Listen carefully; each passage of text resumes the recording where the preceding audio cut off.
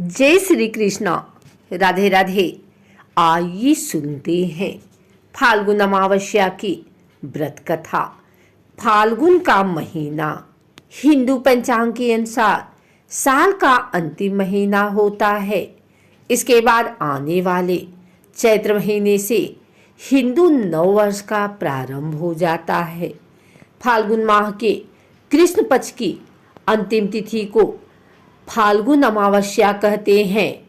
फाल्गुन अमावस्या महाशिवरात्रि के पर्व के बाद आती है और हिंदू वर्ष की अंतिम अमावस्या होती है। यह अमावस्या सुख, संपत्ति और सौभाग्य की प्राप्ति के लिए विशेष फलदायी है। जीवन में सुख और शांति के लिए फाल्गुन अमावस्या का व्रत रखा जाता है। इस दिन लोग पवित्र नदियों में स्नान कर जरूरतमंदों को दान करते हैं।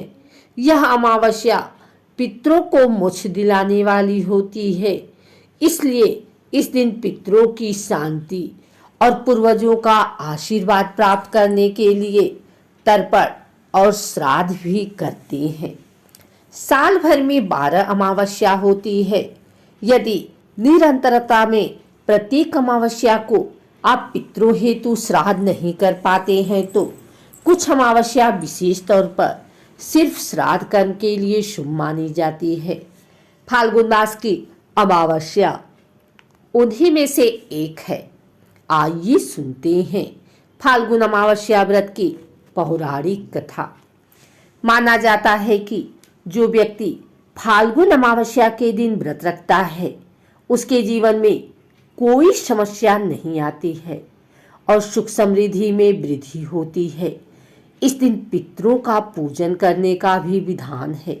अमावस्या पर पितरों का पूजन करने से उनका आशीर्वाद मिलता है और उनकी आत्मा को शांति मिलती है। मान्यता के अनुसार आज के दिन गंगा में डुबकी लगाने और दान करने से कई गुना पुण्य फल की प्राप्ति होती है। एक दिन ब्राह्मण परिवार था जिसमें पति पत्नी और उनकी एक पुत्री थी। उनका जीवन सामान्य चल रहा था। वर्ष बीतते गए और पुत्री भी धीरे धीरे बड़ी होने लगी। बढ़ती आयु के साथ उसमें स्त्रियों के गुणों का भी विकास होने लगा था। वह अत्यंत ही सुंदर, सुशील और सर्वगुण संपन्न थी, लेकिन गरीब होने के कारण उसका विवाह नहीं हो पा रहा था। एक दिन उस ब्राह्मण के घर एक साधु महाराज पधारे। ब्राह्मण पुत्री की सेवा में साधु महाराज का मन बहुत प्रसन्न हुआ और उन्होंने कन्या को लंबी उम्र का आशीर्वाद तो दिया, लेकिन यह भी बताया कि उसके हथेली में विधवा योग है। इस बात से चिंतित होकर ब्राह्मण परिवार ने साधु से उपाय पूछा। तब साधु ने कुछ देर विचार करने के पश्चात अपने ध्यान के आधार पर बताया कि कुछ दूरी पर एक गांव में सोना नाम की धोबिन जात की एक महिला अपने बेटे और बहू के साथ रहती है, जो बहुत ही संस्कारों से संपन्न तथा पतिपरायण और निष्ठावान है। यदि यह कन्या उसकी सेवा करे और इसके विवाह में वह महिला अपनी मांग का सिंदूर लगा दे तो इस कन्या का विधवा योग मिट सकता है। साधु ने यह भी कहा कि वह महिला कहीं आती जाती नहीं है। यह बात सुनकर ब्राह्मणी ने अपनी बेटी से धोबिन की सेवा करने की बात कही। अगले दिन कन्या प्रातः काल उठकर सोना धोबिन के घर चली गई और फिर प्रतिदिन वह धोबिन के घर की साफ सफाई और अन्य सारे कार्य कर अपने घर वापस आ जाती थी। एक दिन सोना धोबिन अपनी बहू से पूछती है कि तुम तो सवेरे उठकर सारे काम कर लेती हो और पता भी नहीं चलता। तब बहू ने कहा, माँ जी, मैंने तो सोचा कि आप ही प्रातः उठकर सारे काम खुद ही खत्म कर लेती हैं। मैं तो देर से उठती हूँ। इसके बाद दोनों सास बहू निगरानी करने लगी कि कौन है जो सवेरे ही घर का सारा काम करके चला जाता है। कई दिनों बाद धोबी ने देखा कि एक कन्या प्रातः घर में आती है और सारे काम करने के बाद चली जाती है।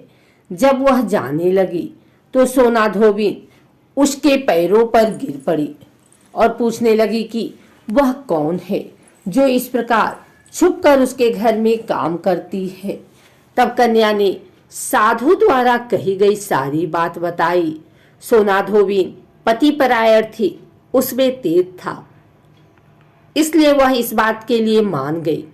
सोना धोबीन के पति थोड़े अस्वस्थ थे, इसलिए उसने अपनी बहू से अपने लौट आने तक घर पर ही रहने को कहा।